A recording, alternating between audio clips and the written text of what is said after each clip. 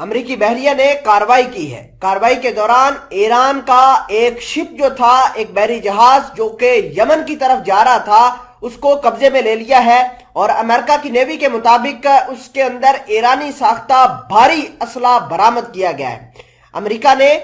آج اعلان کیا ہے کہ ایران سے جنگ زدہ یمن جانے والے ایک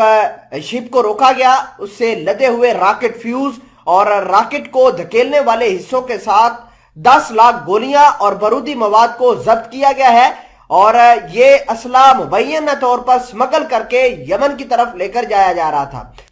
بحرین میں قائم امریکہ کے 5ویں بحری بیڑے نے ایک بیان جاری کیا ہے کہ ہمیں جمعرات کے روز سے یہ پتہ چل گیا تھا کہ ایران کی ایک شپ کے اندر اسلحے اور گولہ بارود کو لوڈ کیا جا رہا ہے، اور جیسے ہی انہوں نے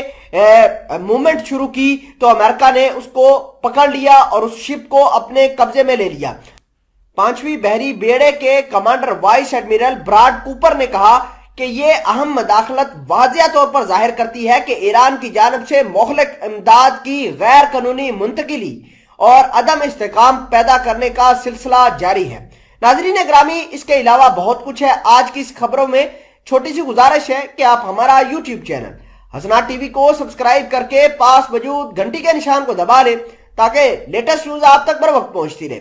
امریکہ کی نیوی کی کارروائی کے بعد جنرل محمد باقری کا بیان آیا ہے کہ ایران کی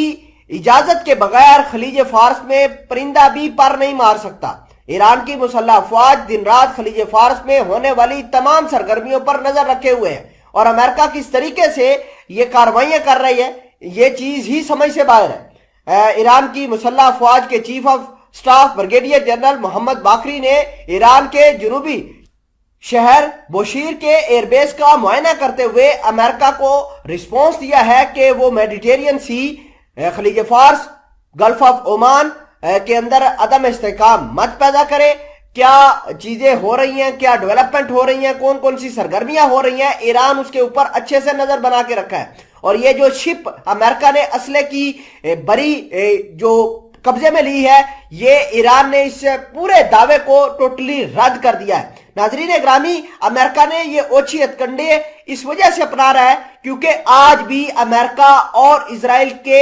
4 ایجنٹوں کو ایران نے پھانسی پر لٹکا دیا ہے، تو امریکہ کو تکلیف تو ہوگی۔ اس سے پہلے اہم بات یہ ہے کہ ایران نے اعلان کیا ہے کہ ہم نے 47 ایسے